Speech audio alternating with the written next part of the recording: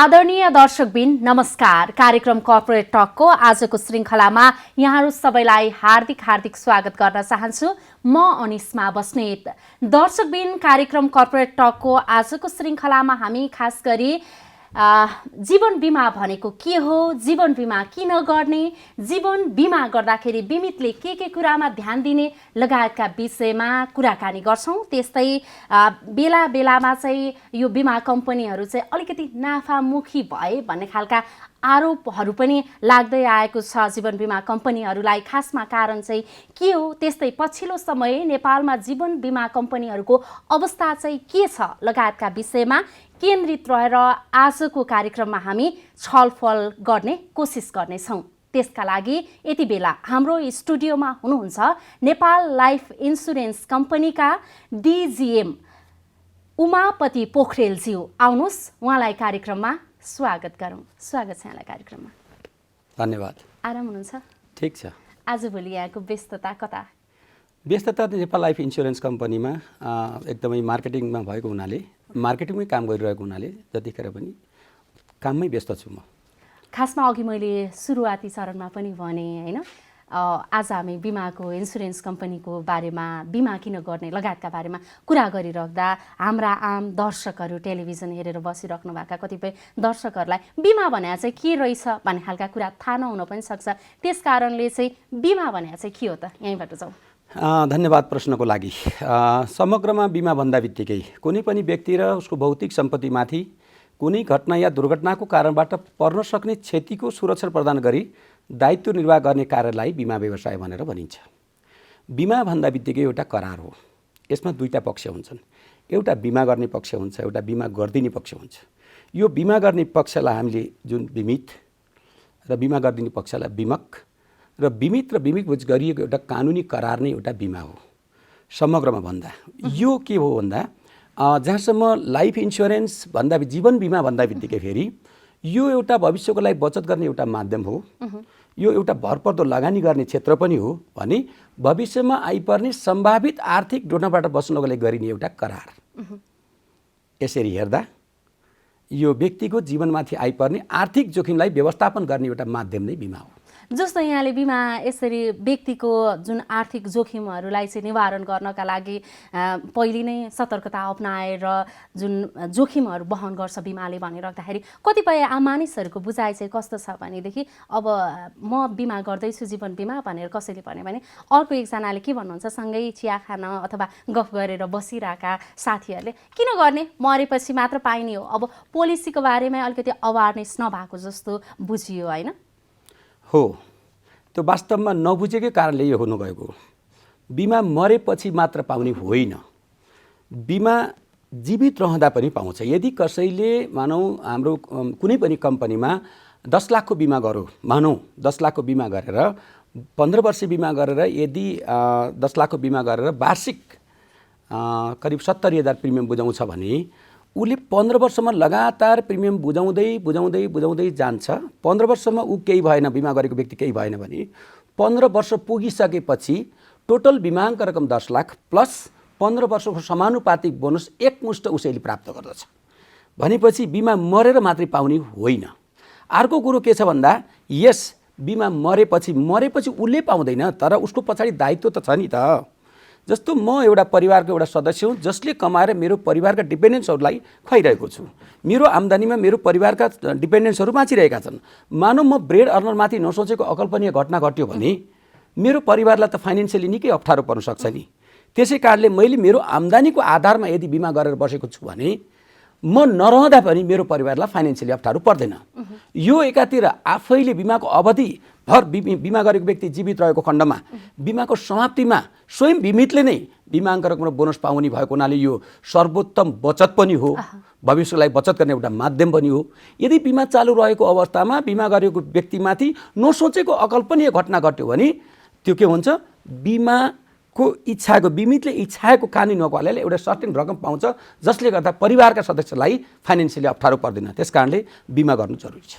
अब बिमा गर्न जरुरी छ भनेर हामीले कुरा गरिराख्दा जो बिमा गर्न चाहनुहुन्छ, बिमित हुनुहुन्छ होइन, उहाँले चाहिँ बिमा गर्नका लागि फर्स्टमा के कुरामा चाहिँ ध्यान दिने त? सबैभन्दा पहिले बिमा गर्ने व्यक्तिले ध्यान दिनुपर्ने कुराहरूमा त्यो बिमा उसले सबभन्दा पहिले कुन कम्पनीमा बिमा गर्दैछ त्यो कम्पनीको प्रोफाइल स्टडी गर्नु पर्यो, ध्यान दिनु पर्यो कम्पनीको बारेमा।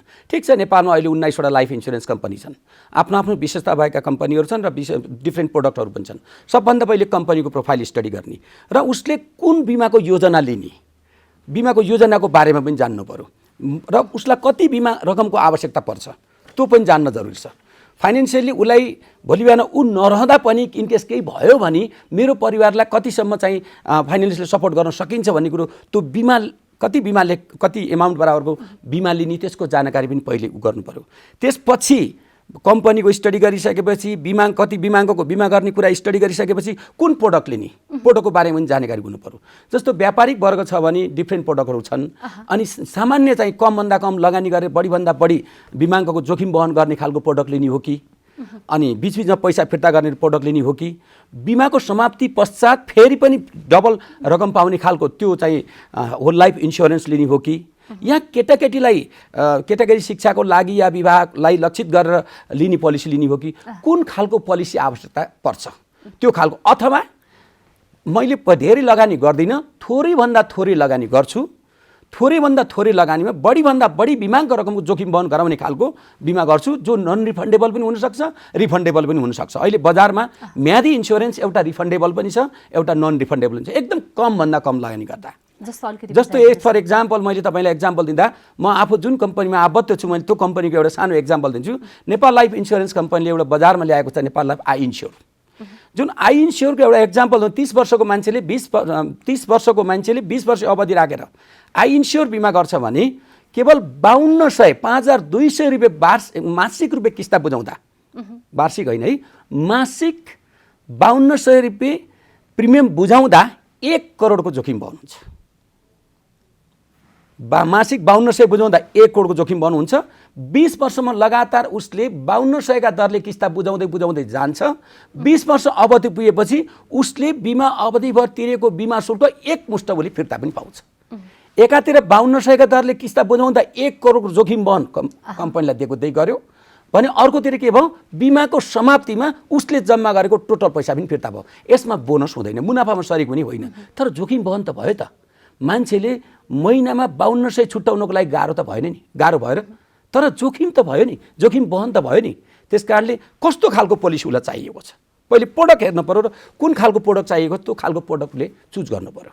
अलिकति यो पोलिसीमै कन्फ्युज भएर हो कि किन हो हैन, आम मानिसहरुमा चाहिँ कस्तो खालको बुझाइ छ भने बिमा गर्ने बित्तिकै अब कतिपय मानिसमा चाहिँ अब डबल आइहाल्छ, मेरो चाहिँ यति 5 वर्षको बिमा गरेको छु भने अर्को अब मैले 5 वर्षमा यति किस्ता बुझाएको छु, 5 वर्षपछि मैले डबल पैसा पाउँछु भन्ने खालका बुझाइहरू छन् आम मानिसमा हैन। त्यो बुझाइ साँच्चै नै अब हरेक पोलिसीमा त त्यस्तो छैन होला, के भन्नुहुन्छ? यो बिमा गरिसकेपछि डबल आउँछ भन्ने त गलत हो, यसलाई यसरी लिनु भएन। बिमा कम्पनीहरूले दिने जुन बोनस फरक छ, आफ्ना बिमितलाई दिने बोनस फरक छ। यहाँहरूले के बुझ्न जरुरी छ भने बिमा कम्पनीले बिमितलाई बोनस बिमाङ्क रकममा दिन्छ प्रति वर्ष प्रति हजारमा। जस्तो एज फर एक्जाम्पल, यदि कसैले 1 लाखको बिमा गरेको छ, 15 वर्ष बिमा गरेको छ, 1 लाखको बिमा गरेको छ भने करिब उसले 7000 रुपियाँ प्रिमियम बुझाउँछ। त्यो हो बिमा शुल्क 7000। 7000 रुपियाँमा उसले बोनस दिने होइन, 1 लाखमा दिने हो। 1 लाखमा 100 वटा हजार हुन्छन्, 1000 बराबर कति बिमा बोनस तोकिएको छ त्यो कम्पनीको। मैले अमुक कम्पनीको यहाँ अहिले नाम लिइरहन चाहदिनँ, यदि तपाईँ चाहनुहुन्छ भने मेरो कम्पनीको न्यूनतम बोनस 60 रुपियाँदेखि लिएर अधिकतम 82 रुपियाँसम्म बोनस दिएको छ प्रति वर्ष प्रति हजारमा। यदि नेपाल लाइफ इन्सुरेन्स कम्पनीमा 1 लाखको बिमा गरेको छ र उसले 15 वर्ष बिमा गरेको छ भने प्रति वर्ष प्रति हजार रु 60, अनि 1 लाखमा 100 वटा हजार हुन्छन्, 100 × 60 = 6000। लगानी उसले कति गर्यो 7000, अनि बोनस उसको कति छुट्यो 6000। अमुक कम्पनी जस्तो मेरो कम्पनीको हिसाब गर्नुहुन्छ भने तपाईको 60 रुपियाँ बोनस छ। अमुक कम्पनी कसैको 30 छ, कसैको 35 छ, कसैको 40 छ, कसैको 42 छ, कसैको 45 छ, कसैको 55 छ, कसैको 64 छ, 63 छ, 65 छ। विभिन्न कम्पनीका बोनस रेटहरू हुन् र बोनस रेट अनुसार प्रति वर्ष छुट्याइएको बोनस बिमाको समाप्तिमा पाउने भएको हुनाले बिमा गरेर डबल हुन्छ भन्ने कुरा यो गलत हो। लामो पिरियडको बिमा गर्छ भने डबल भन्दा पनि बढी हुन्छ।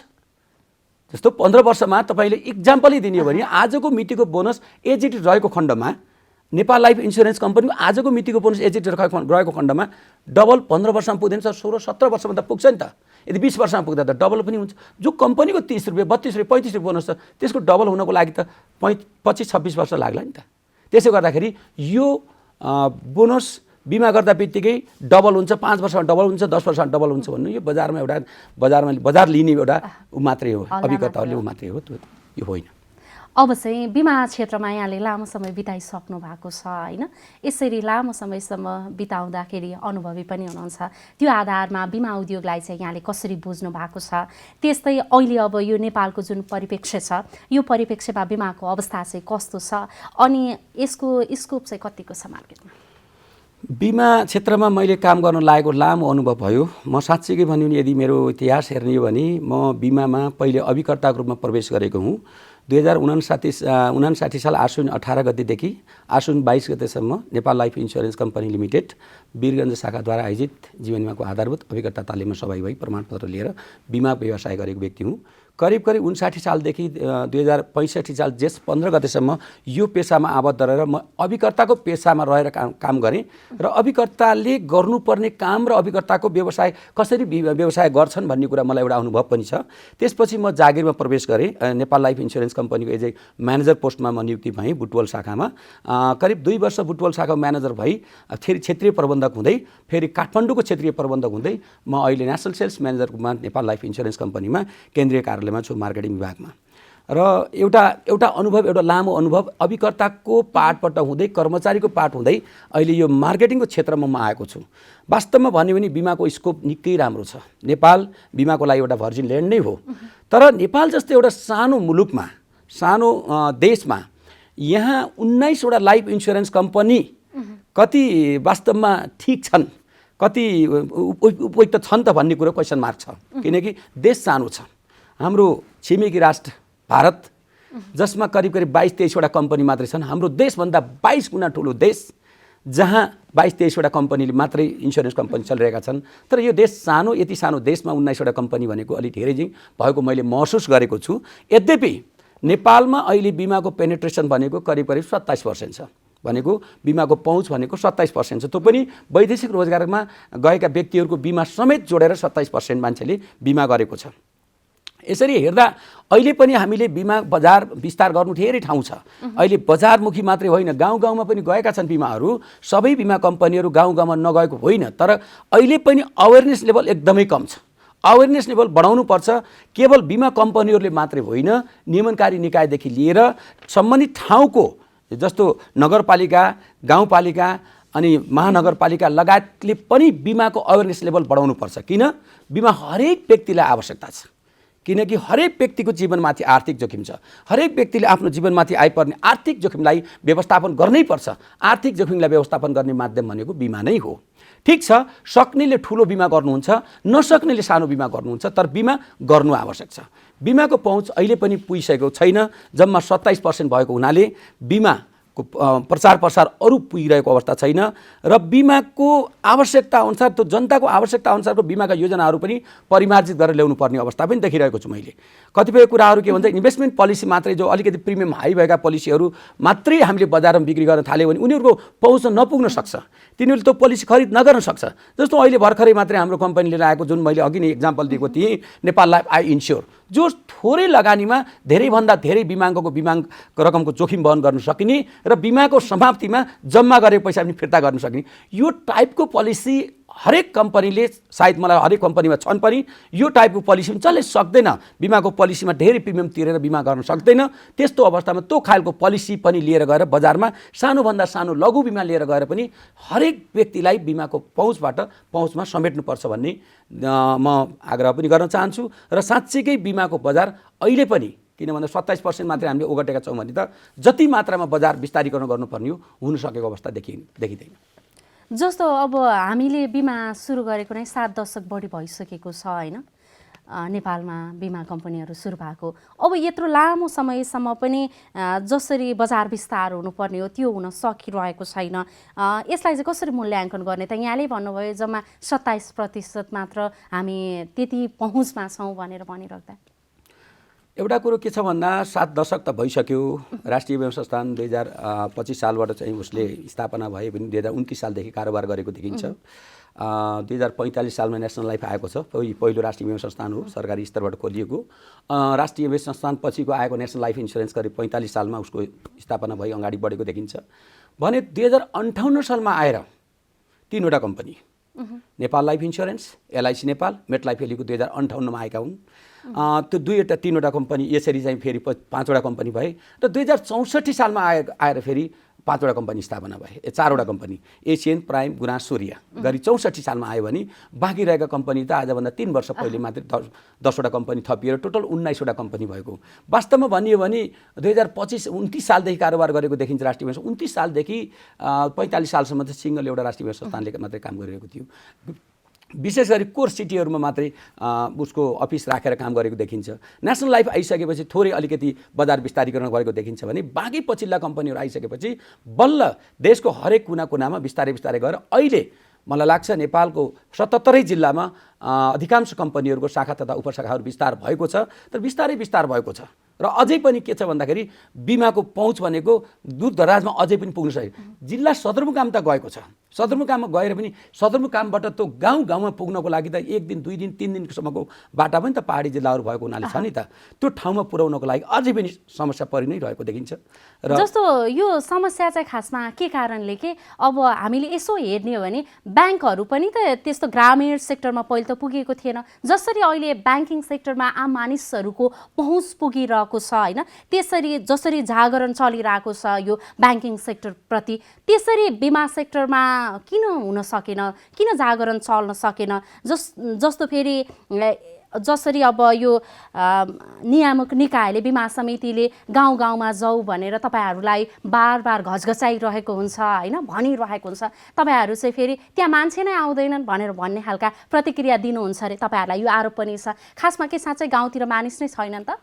गाउँतिर मानिसहरू हुनुहुन्छ, गाउँतिर नहुने होइन। ब्याङ्कमा के छ भन्दा राज्यले ब्याङ्कलाई प्रत्येक गाविसमा एउटा न एउटा कमर्सियल ब्याङ्क हुनुपर्ने या विकास ब्याङ्क हुनुपर्ने कम्पलसरी गराइदिएको छ।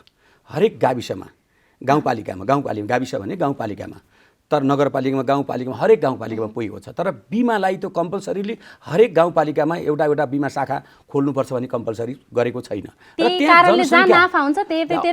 यथार्थमा भन्दाखेरि गाउँको हरेकले गाउँपालिकामा हरेक प्रशासनिक इकाइहरू सबै त्यहीँ राखिदिएको हुनाले हरेक कुराहरू ब्याङ्क थ्रु काम गर्नुपर्ने भएको हुनाले डिपोजिट पनि त्यहाँ धेरै नै हुन्छ। तर यो बिमा भनेको त एउटा जनतालाई जागरण गराएर उसलाई बिमाको महत्त्व बुझाएर महत्त्व बुझाइसकेपछि बल्ल बिमा गर्ने हो, थोरै थोरै पैसा कलेक्सन गर्ने हो। हरेक गाउँपालिकामा गएर एउटा एउटा अफिस राख्न थाल्यो भने त बिमा कम्पनीहरूले थेक्न सक्ने अवस्था हुँदैन।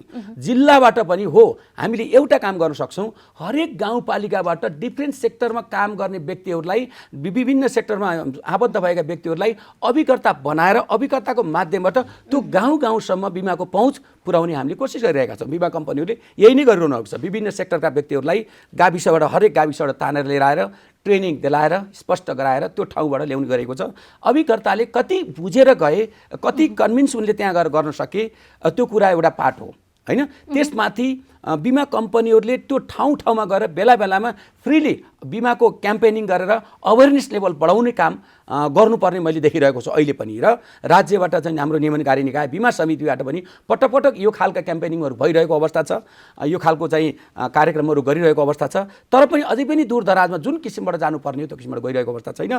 अहिले पनि मान्छेलाई के भइरहेछ भन्दा बिमा गरेर किन खर्च गर्ने भन्ने एउटा खालको मानसपटलमा त भइरहेको छ। वास्तवमा बिमा खर्च होइन, यो लगानी हो, यो बचत हो र इनकेस आफूमाथि केही परिहाल्यो भने परिवारलाई राहत हुन्छ भन्ने कुरा त्यो मानसपटलमा जुन छिराउनको लागि अझै पनि गाह्रो भइरहेको अवस्था। यो यहाँले जे भन्ने राख्नु भएको छ यो कुरा जनतामा अवेरनेस क्रिएट गर्ने त तपाईहरूको पनि भूमिका हुन्छ।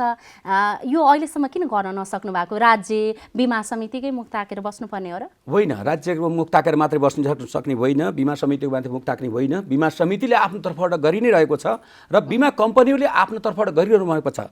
तर कस्तो भइरहेको छ भन्दा यो देशमा यो सबै सहर त छैन, गाउँले भरिएको र पहाडै गरिएको यो देश त हेर्नुहोस् त जोग्राफिकल स्ट्रक्चर कस्तो छ, हिमाली भेग, पहाडी भेग, तराई भेग, एकदम जोग्राफिकल डिफिकल्टिजको कारणले गर्दाखेरि पनि जति मात्रामा गाउँमा गएर गाउँको दूरदराजका मान्छेहरूलाई जसलाई बिमाको एकदम आवश्यकता छ, जो एकदम जोखिममा बढी पर्नुहुन्छ सम्भावना छ, त्यस्तो व्यक्तिहरूलाई हामीले समेट्ने उपाय भनेको अभिकर्ताकै माध्यमबाट हो। हाम्रा आदरणीय अभिकर्ताहरूलाई ट्रेनिङ गराएर उहाँहरूलाई डिफ्रेन्ट प्रोडक्टहरूलाई चाहिँ नलेज दिएर उहाँहरूलाई गाउँको मान्छेहरूको आवश्यकता अनुसारको प्रोडक्टलाई हामीले बनाएर पनि हामी दिएका छौँ र बनाएका पनि छौँ र हरेक कम्पनीले बनाएको पनि छ। र अहिले हाम्रो कम्पनीको कुरा गर्नुहुन्छ भने जन्मेदेखि 70 वर्षसम्मको मान्छेलाई बिमा गर्न सक्ने खालका बिमाका योजनाहरू प्रोडक्टहरू हामीले बनाएका छौँ र हरेक व्यक्तिको चाहना अनुसार जस्तो चाहना छ त्यही अनुसारको प्रोडक्ट बनाइदिएका छौँ। गाउँको लागि पनि बनाएको छौँ, सहरको लागि बनाएका छौँ, अनि व्यापारीको लागि पनि बनाएका छौँ, जागिरीहरूको लागि बनाएको छौँ, हरेक बनाएको छौँ। तर यति गर्दै पनि अहिले पनि बिमाको पेनिट्रेसन त्यति भइसकेको अवस्था छैन। विश्वास छ किनकि अहिले 19वटा कम्पनीहरू बजारमा लागेको अवस्था छ।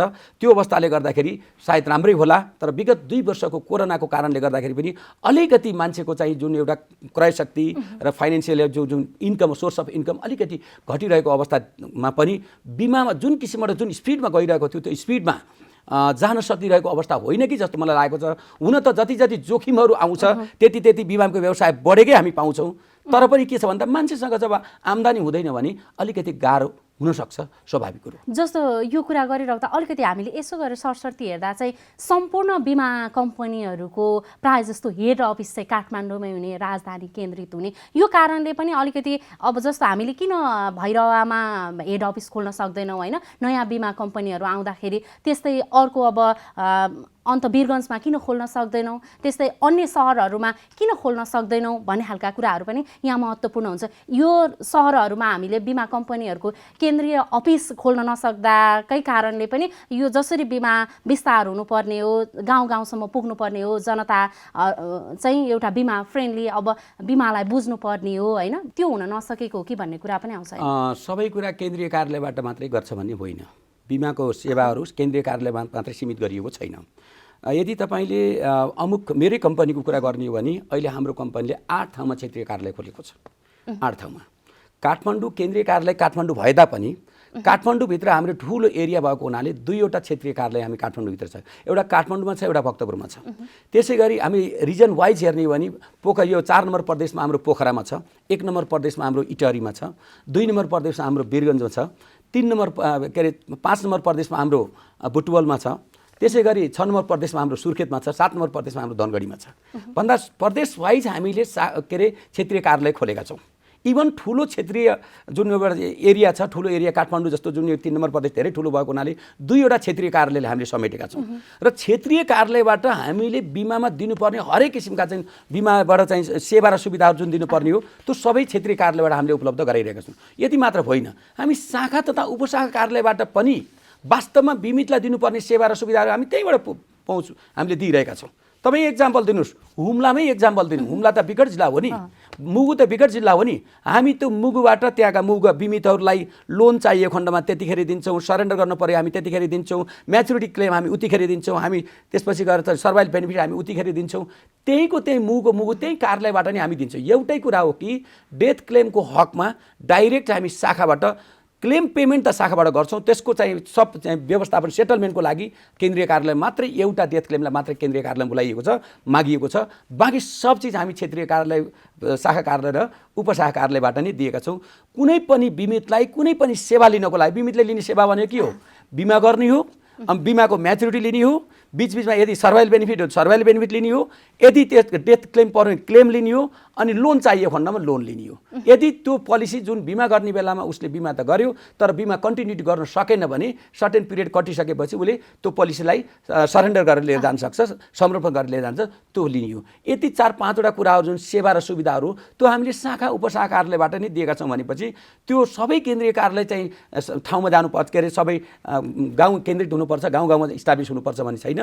केन्द्रीय कार्यालय एउटा हेड हो, त्यो बाहेक पनि क्षेत्रीय कार्यालय छन्, त्यो बाहेक क्षेत्र शाखा कार्यालय छन्, फेरि उपशाखा कार्यालय छन्। हरेक ठाउँबाट सेवा सुविधा दिएको हुनाले यसमा बिमामा सेवा सुविधा पुगेन कि भन्नु पर्दैन। यो सेवा र सुविधाको कुरा गरिराख्दा नि मलाई अलिकति जोड्न मन लागेको कुरा, बिमा गराउने बेलामा तपाईँहरू गराउनुहुन्छ होइन, पोलिसीहरू धेरै देखाउनुहुन्छ, तपाईँहरूलाई आरोप लागिरहेको कुरा, अनि पछि क्लेम गर्ने बेलामा चाहिँ निकै झन्झट गरिदिने क्या, लामो समयसम्म पनि अल्झाइराख्ने, त्यो भएन यो भएन भन्ने खालका यस्ता कुराहरू किन आउँछन्? यस्ता कुराहरू वास्तवमा यसरी चाहिँ सोच्नु भएन।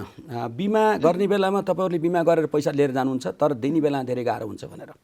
समस्या के हुन्छ भन्दा सोच्नु भएन भन्दा पनि तपाईँहरूले त्यस्तै खालको प्रवृत्ति देखाइसकेपछि प्रवृत्ति यो सबैलाई जेनरलाइजेसन गर्नु हुँदैन र जहाँसम्म लाग्छ कुनै पनि कम्पनीले यसरी बिमामा डिले गर्दैन, पेमेन्ट गर्ने क्रममा डिले गर्दैन। तर एउटा कुरो के बुझिरहनु जरुरी छ भन्दा बिमा गर्दाखेरि जुन फर्ममा बिमाको फर्ममा जे भरिएको छ नि त्यसको आधारमा इनकेस क्लेम परिहाल्यो भने हामी क्लेमको प्रक्रिया छ नि त, उसको क्लेम डेथ क्लेम कस्तो डेथ कसरी भयो, नेचुरल डेथ भएको छ या एक्सिडेन्टल डेथ भएको छ, हामीले बिमाको पोलिसी कस्टमरको पोलिसीको भित्रपट्टिको पानामै स्पष्टसँग लेखिदिएका छौँ। इनकेस तपाईँ लोन लिन पर्यो खण्डमा यो कागजात पेश गर्नु होला, इनकेस सरेन्डर गर्नु पर्यो खण्डमा यो कागजात पेश गर्नु होला, इनकेस नेचुरल डेथ भएको खण्डमा यो कागजात पेश गर्नु होला, अनि एक्सिडेन्टल डेथ भएको खण्डमा यो कागजात पेश गर्नु होला। कमसेकम जुन डकुमेन्टेसनको आधारमा बिमाको पोलिसीलाई एक्सेप्ट गरिएको छ, बिमाले जारी गरिएको छ, एक्सेप्ट गरिएको छ, त्यो डकुमेन्टेसनको आधारमा क्लेम पनि त लिन आउनु पर्यो नि, परेन र? हाम्रो अहिले यो देश अहिले पनि बढी अधिकांश चाहिँ हाम्रो दाजुभाइ दिदीबहिनीहरू अधिकांश 90% को सेरोफेरोभन्दा बढी नै हिन्दू धर्मावलम्बी हुन्छ। मृत्यु भइसकेपछि करिब 12-13 दिनसम्म त उहाँहरूको काज केरियामै लाग्छ। मान्छे मरो भन्दा बित्तिकै त्यो डकुमेन्ट जम्मा गर्ने बेला हुँदैन। 13 दिन पुगेपछि बल्ल अब बिस्तारै मेरो चाहिँ श्रीमानको बिमा थियो या मेरो श्रीमतीको बिमा थियो भनेर बल्ल खोजिन्छ, त्यसपछि गएर प्रक्रिया अगाडि बढाइन्छ। दुर्घटनाबाट मृत्यु भएको छ भने हामीलाई पोस्टमार्टम चाहियो, पोस्टमार्टम रिपोर्ट त स्वतः नै भइहाल्छ दुर्घटना हुँदा बित्तिकै, अनि नाता प्रमाणित चाहियो, गाविसले भर्ने फर्म चाहियो, दाबीकर्ताले भर्ने फर्म चाहियो, सकल बिमालेख चाहियो, एउटा निवेदन चाहियो। यो पेश गरेको खण्डमा हाम्रो कम्पनीले त अहिले दुर्घटनाबाट मृत्यु भएको क्लेम त बिमाको डकुमेन्ट त्यो सबै डकुमेन्ट जम्मा गरेको 24 घण्टाभित्रमा हामीले एक्सिडेन्टल डेथ सेटल गरेर दिएका छौँ। तपाईँ बुझ्न पनि सक्नुहुन्छ बजारमा पनि हामीले अन्य क्लेमको हकमा 15 दिनभित्रमा एकदम छिटोभन्दा छिटो द्रुत गतिमा 15 दिनभित्रमा हामीले सेट गर्ने गरेको। कतिपय क्लेमहरू कस्तो हुन्छ भने अर्ली डेथ पनि हुन्छ। अर्ली डेथ कस्तो हुन्छ, एक्सिडेन्टल डेथको कुरा छोडिदिउँ, अर्ली डेथ कस्तो हुन्छ नि, बिमा गर्दाको 2-4 महिनामै 1-2 महिनामै या बिमा गर्दाकै दिनमा। साँच्चै भन्नुहुन्छ नि, एक्जाम्पल दिने भने नेपाल लाइफ इन्स्योरेन्स कम्पनीमा बिमा गरेको 14 घण्टाभित्रमा 10 लाखको बिमा गरेको व्यक्ति मृत्यु भएको थियो, हार्ट एटेक भयो, हृदयघातबाट। हामी अनुसन्धान गर्न गयौँ, अनुसन्धान गर्न जाँदा उसको जीवनकालमा कहिले पनि कुनै किसिमको रोग भएर रोगको औषधि खाएको पाइएन, र 14 घण्टाभित्रमा मृत्यु भएको व्यक्ति पनि थियो। तर यसरी अर्ली डेथ हुने क्रममा त कमसेकम एकचोटि अनुसन्धान त गर्न पर्यो नि। यो त जनताको पैसा हो नि, हामी सबै जनताको पैसा एकमुष्ट ल्याएका छौँ, त्यही कलेक्टेड एमाउन्टबाट डेथ क्लेम दिनु हो नि, होइन र? अनि नपाउनेले पैसा पायो भने पनि राम्रो भएन, पाउनेले पैसा पाएन भने पनि राम्रो भएन हो। वास्तविक छान्नु पर्ने भएको हुनाले र अलिकति अर्ली डेथमा थोरै समय लाग्छ हरेक कम्पनीमा, मलाई लाग्छ। र अहिले त हाम्रो कम्पनीको डेथ क्लेम यो चाहिँ डिपार्टमेन्टले यस्तो गरिसकेको छ, क्लेम डिपार्टमेन्टले यस्तो गरिसकेको छ कि कम्प्लिटली हामीले 15 दिनभित्रमा त अर्को चाहिँ नेचुरल डेथको पनि हामीले क्लेम सेटल गर्ने गरेको। यसरी हेर्दा के देखिन्छ भन्दा बिमा कम्पनीले लिन मात्रै जानेका हुन्छन् तर दिने बेलामा विलम्ब गर्छन् भन्ने कुरा होइन। किन भोलि बजारमा जानु पर्दैन? एकजना मान्छेको डेथ क्लेम दिनु भनेको के हो? त्यो व्यक्तिलाई दिने क्रममा 10औं-20औं जना मान्छेको उपस्थितिमा हामी दिन्छौँ नि। अनि एक खालको अवेरनेस लेभल पनि त हुन्छ नि। यो मान्छे हिजो बिहान बिमा गरेको थियो र आज यो मान्छे मृत्यु हुँदाखेरि यसको क्लेम आयो र उसको परिवारलाई फाइनेन्सियल सपोर्ट भयो। यदि ममाथि यस्तै पर्यो भने मलाई पनि त अप्ठ्यारो पर्न सक्छ, मेरो परिवारलाई पनि अप्ठ्यारो पर्न सक्छ भनेर अर्को व्यक्ति पनि त त्यहाँ अवेर हुन्छ नि। एउटा व्यक्तिलाई डेथ क्लेम दिनु भनेको त गाउँलाई नि बिमा गरेपछि पैसा आउने रहेछ भने भावनाको विकास पनि त हुन्छ नि। बिमा कम्पनीले डेथ क्लेम दिनलाई विलम्ब गरेको होइन, हाम्रो डकुमेन्टेसन दिने क्रममा नै विलम्ब गरिएको। अनि डकुमेन्टेसन दिने क्रममा इन्कम्प्लिट डकुमेन्ट दिनु र डकुमेन्ट नदिनु एउटै होइन र? मानौँ सबै डकुमेन्ट आयो तर नाता प्रमाणित आएन, हामीले कसलाई दिने भन्नुहोस् त? चाहिएन र? हरेक चिजहरू सबै जे मागेको डकुमेन्ट त्यो दियो भने डेथ क्लेम दिनलाई कुनै पनि कम्पनीले चिजावट गर्दैन। र मैले जहाँसम्म तपाईँलाई स्मरण गराउँ, अहिलेसम्म नेपाल लाइफले 4 अरबभन्दा बढी डेथ क्लेम दिइसकेको छ। 4 अरबभन्दा बढी डेथ क्लेम दिइसकेको, 45 अरबभन्दा बढी क्लेम दिइसकेको छ।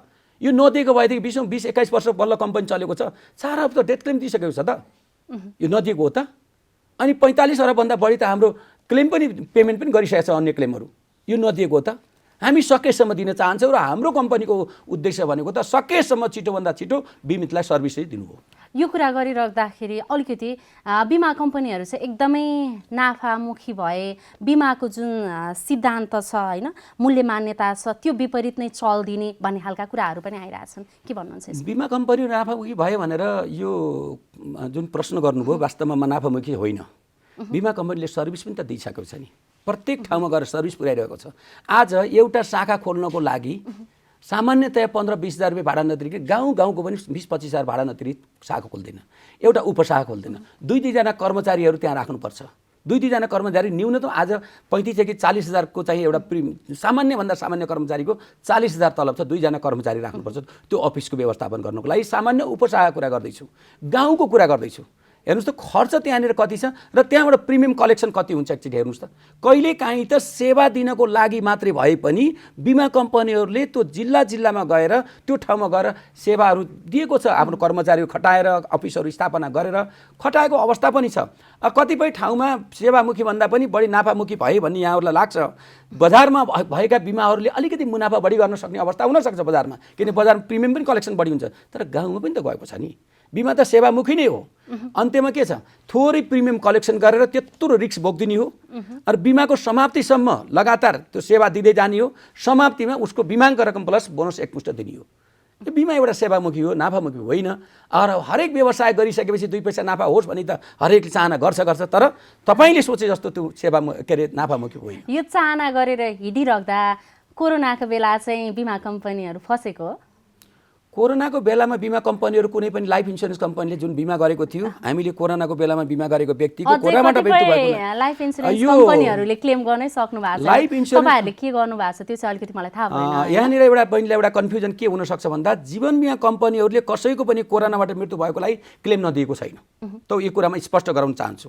हाम्रो पनि बिमा कम्पनीमा बिमा गरेका सयौं कोरोनाबाट मृत्यु भएका व्यक्तिहरू हुनुहुन्थ्यो र हामीले एकदम प्रोम्प्ट सर्भिस अझ छिटोभन्दा छिटो डकुमेन्ट जम्मा गरेर हामी छिटोभन्दा छिटो दिएका थियौँ। र मलाई लाग्छ नेपालमा चलेका 19वटै कम्पनीका लाइफ इन्सुरेन्स कम्पनीले कोरोनाबाट मृत्यु भएका व्यक्तिको कसैको क्लेम सेटल नभएको जस्तो मलाई लाग्दैन, जहाँसम्म मेरो नलेजमा भएसम्म।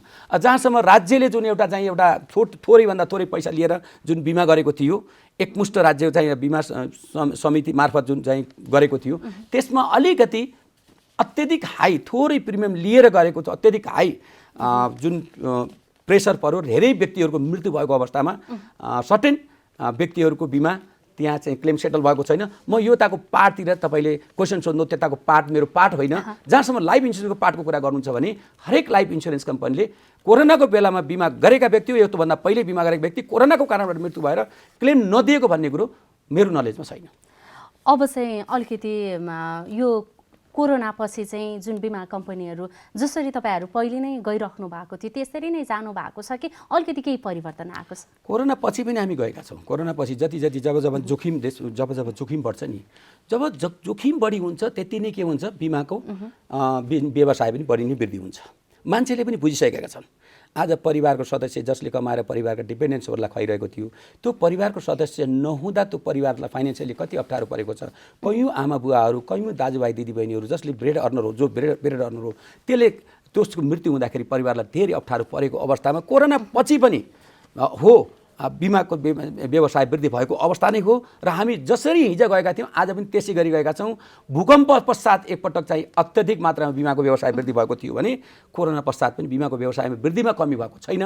तर भइदियो के भन्दा बजारमा यो जुन क्रय शक्ति अलिकति कम भएको हुनाले, क्राइसिस भएको हुनाले अलिकति जुन मात्रामा जुन लेभलमा चाहिँ बिमाको व्यवसाय वृद्धि हुनुपर्ने हो, त्यो लेभलमा जब मान्छेको क्रय शक्ति भएन भने, मान्छेलाई हातमुख जोड्नै समस्या भयो भने बिमाको पोलिसी लिनलाई गाह्रो भएको अवस्था पनि हो। तर कोरोना पछिका दिनहरूमा पनि हामीले जुन किसिमबाट जान्थ्यौँ त्यो किसिमबाट गएका छौँ। जोखिम वहनमा चाहिँ अलिकति समस्या होला, यहाँहरूले कसरी वहन गर्ने रणनीति लिनु भएको छ? जसरी अब यो बिमाहरू विस्तार भइरहेको छ होइन, जोखिम वहन त यस्तो छ, बिमा कम्पनीहरूले बजारबाट जति बिमाङ्क रकमको बिमा उठाउँछन् सबै बिमाङ्क रकमको जोखिम वहन बिमा कम्पनीले आफै गर्दैन। सर्टेन एमाउन्टको जोखिम वहन आफूले गरी बाँकी जोखिम के हुन्छ, रिइन्स्योरेन्सले हस्तान्तरण गरेको हुन्छ। जस्तो बिमा कम्पनीको सजीवता नै पुनर्बिमा भएको हुँदा म नेपाल लाइफको कुरा गर्छु। यस नेपाल लाइफ इन्सुरेन्स कम्पनीको पुनर्बिमा सम्बन्धी सम्झौता विश्वको ख्याति प्राप्त बिमा कम्पनीहरूमध्ये जर्मनीको ह्यानोभर रीसँग भएको छ र नेपाल रीसँग भएको छ। हाम्रो कम्पनीले 2वटा रिइन्स्योरेन्स कम्पनीसँग बिमा गरेछ। त्यसै गरी अन्य कम्पनीले कसैले एउटासँग गरे होला, कसैले दुईवटासँग गरेको होला। लगभग नेपालमा चलेका 2वटा कम्पनीहरूले सबैले 2वटा कम्पनीसँग त न्यूनतम गरेकै छ। अहिले टोटल हामी जति बिमाङ्क रकमको बिमा बजारबाट उठाउँछौँ त्यो टोटल बिमाङ्क रकमको 20% जोखिम वहन नेपाल रेलले गरिदिन्छ। 20% जोखिम वहन। मानौँ 1 लाखको बिमा गरेको छ कसैले भने 20,000 रुपियाँ, 1 करोडको बिमा गरेको छ भने 20% भनेको 20 लाख रुपियाँको जोखिम वहन नेपाल रेलले गरिदिन्छ। नेपाल लाइफले बढीमा 10 लाखसम्मको जोखिम वहन गर्छ। 10 लाख बिमाङ्क बराबरको जोखिम वहन नेपाल लाइफले गर्छ र त्योभन्दा बढीको जोखिम विश्वको ख्यातिप्राप्त बिमा कम्पनीहरूमध्ये जर्मनीको ह्यानोभर रीलाई दिएको छ। त्यो ह्यानोभर री प्लस नेपाल री अनि नेपाल लाइफ यो 3वटा मिलेर के गरेको हुन्छ जोखिमको व्यवस्थापन गरेको छ। र यसरी हेर्दा बिमा कम्पनीहरूले सम्पूर्ण जोखिम आफैले लिन्छन् भन्ने होइन। आफूले लिन सक्ने जोखिम आफूले बोक्न नसक्ने भारी जोखिमलाई जुन रिटेन गर्न सक्दैन त्यो चाहिँ रिइन्स्योरेन्स कम्पनीलाई हस्तान्तरण गरेको हुनाले बिमा कम्पनीहरूलाई त्यस्तो अप्ठ्यारो पर्दैन। अन्य वित्तीय कम्पनीहरू जस्तो ब्याङ्कहरू जसरी नै यो बिमा कम्पनीहरू पनि मर्जरको नीति लिने भन्ने खालका कुराहरू चाहिँ डाइरेक्टली नआए पनि अलिकति इन्डाइरेक्टली आइरहेको छ होइन। खासमा अब यो धेरै सङ्ख्याहरू भए बिमा यो हाम्रो जुन बजार छ बजार क्षमताभन्दा पनि बिमाको सङ्ख्याहरू चाहिँ धेरै भए भन्ने खालका कुराहरू पुँजी चाहिँ यति पुर्याउनै पर्ने भन्ने खालका कुराहरू पनि तोकिएको छ होइन। खासमा यो समस्याको समाधान चाहिँ मर्जर नै हो त? समस्याको समाधान भन्दा पनि जति जति बिमितहरूको सङ्ख्या बढ्दै गयो, हरेक बिमा कम्पनी बिमितहरूको सङ्ख्या बढ्दै गयो, दायित्व पनि त्यही बढ्दै जाने पर्ने हुन्छ। जति जति दायित्व बढ्दै गयो दायित्वको आधारमा त्यो के हुनुपर्छ, त्यो पुँजी वृद्धि पनि त्यही किसिमबाट हुनुपर्छ, पेड अफ क्यापिटल पनि त्यही किसिमको हुनुपर्छ। दायित्व बढ्दै गयो पेड अफ क्यापिटल कम भइदियो भने के हुन्छ, भोलि बिहान रिस्क म्यानेजमेन्ट गर्न गाह्रो हुनसक्छ। र एउटा कुरो के भन्दाखेरि दायित्वको आधारमा पुँजी वृद्धि गर्नुपर्छ भन्ने उद्देश्यका साथ अहिले हाम्रो नियमनकारी निकायले मर्जरमा आइदर तिमी पेड अफ क्यापिटल पुऱ्याऊ, न्यूनतम 5 अरब रुपियाँ पुऱ्याऊ, अथवा तिमीले 2वटा या 3वटा कम्पनी मिलाएर त्यो तोकिएको पुँजी पुऱ्याऊ, जसले गर्दाखेरि भोलि बिहान दायित्वलाई मिटिगेट गर्न सक्छ, मिलाउन सकिन्छ भन्ने उद्देश्यका साथ फोर्सफुल्ली तिमी मर्जरमा जाने या तिमीले पुँजी पुऱ्याउने। पुँजी चाहे त राइट सेयर दिएर पुऱ्याउने हो या उबाट बोनस सेयर दिएर पुऱ्याउने हो, बोनस सेयर राइट सेयर हुँदै जाने हो या मर्जमा जाने हो। यो किसिमबाट के भन्छ कम्पनीहरूलाई नियमनकारी निकायले एउटा चाहिँ पुँजी वृद्धि गर्नको लागि एउटा आह्वान गरिरहेको छ र चाहिँ निर्देशन पनि दिइसकेको छ, जसले गर्दा भोलिका दिनहरूमा बिमा कम्पनीहरूलाई अप्ठ्यारो नपरोस्। दायित्व बढ्दै जाने, पुँजी कम हुँदै जाने त एक दिन अप्ठ्यारो पर्ने अवस्था हुनसक्छ नि। र जहाँसम्म त यदि तपाईँले सोच्नुहुन्छ भने मेरो कम्पनीको यदि कुरा गर्नुहुन्छ भने हाम्रो कम्पनीको त अहिले न्यूनतम पेड अफ क्यापिटल 720 करोड छ। 720 मा पनि अहिले फेरि 14% थपिँदाखेरि 8 अरब 20 करोड भएको हुनाले नेपाल लाइफको सन्दर्भमा त पुँजी अलरेडी पुगिसकेको अवस्था छ भने कतिपय कम्पनीहरूको जसको पुँजी पुगिरहेको छैन त्यो पुँजी कमसेकम 5 अरब पुऱ्याइयो भने त्यो दायित्व अनुसारको पुँजी भइदियो भने अब पुँजी पुर्याउनकै लागि भए पनि मर्जरमा जानुपर्ने एउटा बाध्यकारी नीति जसले पुँजी पुर्याउन सक्दैन उहाँहरूलाई मर्जरमा जानुपर्ने आवश्यकता छ, जसले पुँजी पुर्याउन सक्छ उहाँहरूलाई मर्जरमा जानु आवश्यकता छैन। हामी अब कार्यक्रमको लगभग अन्त्यतिर छौँ, अन्त्यमा के भन्न चाहनुहुन्छ?